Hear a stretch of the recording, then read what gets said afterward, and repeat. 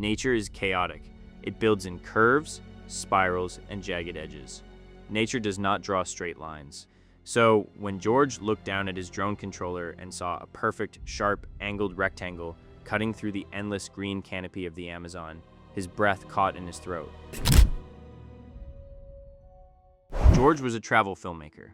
He was in Brazil to capture the raw, untouched beauty of the rainforest, the sweeping river bends, the vibrant sunrises. He wasn't looking for anomalies. He wasn't looking for secrets. But as his drone hovered high above a completely uncharted sector of the jungle, the shadow below refused to behave like a shadow. It didn't bend with the trees. It was rigid, symmetrical. When George tilted the drone's camera, the pixelated feed revealed a second layer, hard concrete angles, and a dark, covered recess that looked exactly like an entrance. Out here, miles away from any road or civilization, someone had built something massive, and they had let the jungle swallow it to keep it hidden. A cold spike of adrenaline hit George's chest. The smart thing to do, the safe thing to do, was to recall the drone, pack his bags, and leave. Instead, he brought the drone down into a patch of mud, marked the GPS coordinates on his phone, and started walking. The deeper George pushed through the thick vines, the more the jungle seemed to change. The deafening roar of insects and birds slowly faded, replaced by a heavy, dead silence. The kind of silence that makes your ears ring. The kind of silence that means apex predators are nearby. After 20 minutes of hacking through the brush, the soft, muddy ground beneath his boots hardened. It was packed dirt, flattened, a trail completely invisible from the sky, but worn down by hundreds of heavy boots. Then the foliage broke. Standing before him was a wall. It wasn't towering, but it was undeniable. Slabs of stained, aging concrete seamlessly fused together. No fences, no warning signs. That, George realized, was the warning itself. A warning sign implies a public border. This place wasn't meant to officially exist. George pressed his palm against the concrete.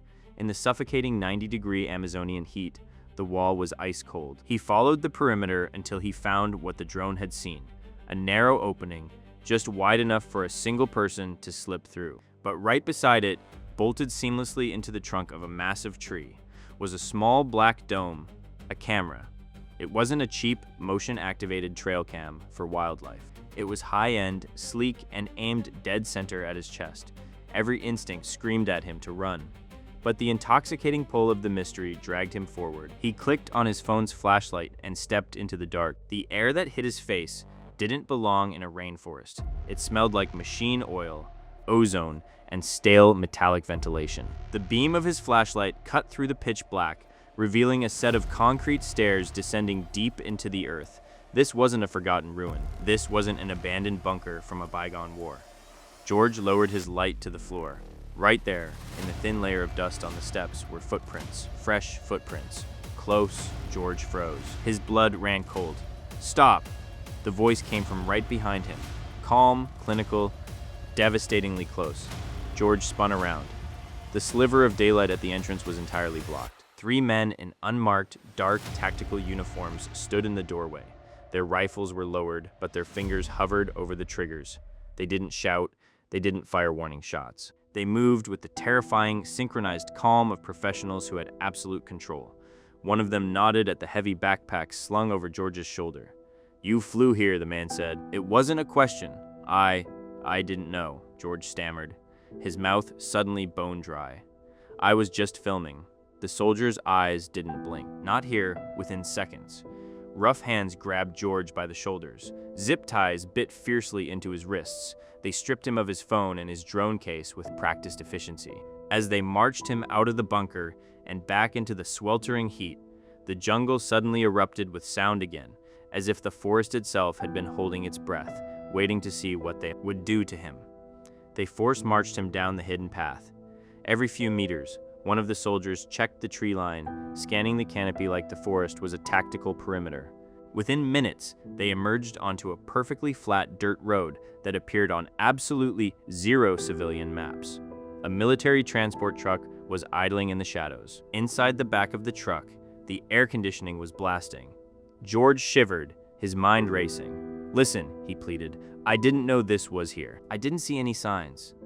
The soldier across from him stared blankly. That's the point. The drive was terrifyingly short.